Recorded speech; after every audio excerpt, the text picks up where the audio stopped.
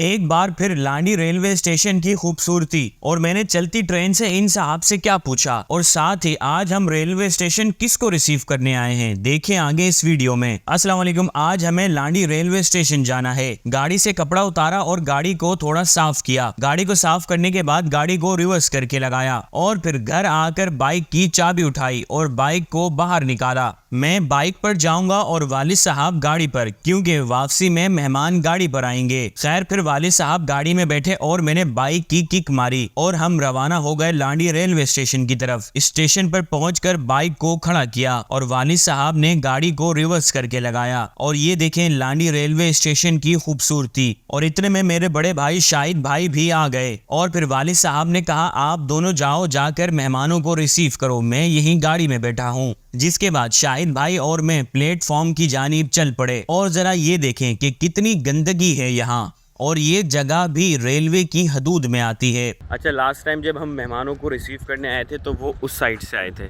आप मेरा व्लॉग देख सकते हैं, वो जो फ्लैट्स आपको दिखाई दे रहे हैं ना, अच्छा वहाँ पर भी जो है वो इसी तरह से जो है वो पूरी गंदगी है। तो अक्सर लोगों ने मेरी उस व्लॉग में कमेंट्स किए थे कि आप गलत जगह से आ रहे हैं, क्योंकि एक रास्ता जो है वो उस साइड से भी है आने के लिए स्टेशन पर, और वो कायदाबाद वाली साइड से वो रास्ता थोड़ा बेहतर साफ़ है, मतलब सही है वो रास्ता।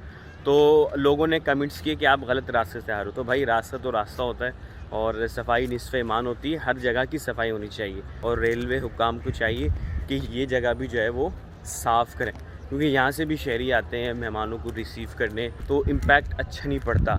जाहिर सी बात है, वो जब आते हैं देखते हैं कि यार कैसा कराची है, पहले उन्होंने सुना हुआ होता है कि कराची गंदगी से भरा हुआ है, और जब वो हम उन्हें रिसीव करते हैं और यहाँ से लेके जा रहे होते हैं तो वो लोग कहते हैं कि यार इम्पैक्ट अच्छा नहीं पड़ता। खैर फिर प्लेटफॉर्म पर आकर मैंने कुली भाइयों को सलाम किया और पूछा 2 नंबर डब्बा कहाँ है? जिक्रिया का यहीं पे है। क्या हाल है? खैरियत से? बहुत शुक्रिया आपका। जिसके बाद मैं चल पड़ा 2 अदद प्लेटफॉर्म की टिकट्स लेने। टिकट्स वाली जगह पर आकर इन साहब से प्लेटफॉर्म की 2 टिकट्स ली और एक टिकट 20 रुपए की थी। खैर फिर वापस आकर एक टिकट शाहिद भाई को दिया और एक खुद रखा। जिसके बाद हम ट्रेन के आने का वेट करने लगे और इतने में सामने से ट्रेन आने लगी, लेकिन ये दूसरी ट्रेन है, यानी हमारे मेहमान इस ट्रेन में नहीं हैं। ट्रेन के रुकते ही मुसाफिर ट्रेन से उतरना शुरू हो गए और ये बुजुर्ग देखें कितने प्यारे लग रहे हैं। खैर फिर ट्रेन ने हॉर्न दिया और ट्रेन चल पड़ी अपनी अगली मंजिल की जानिब।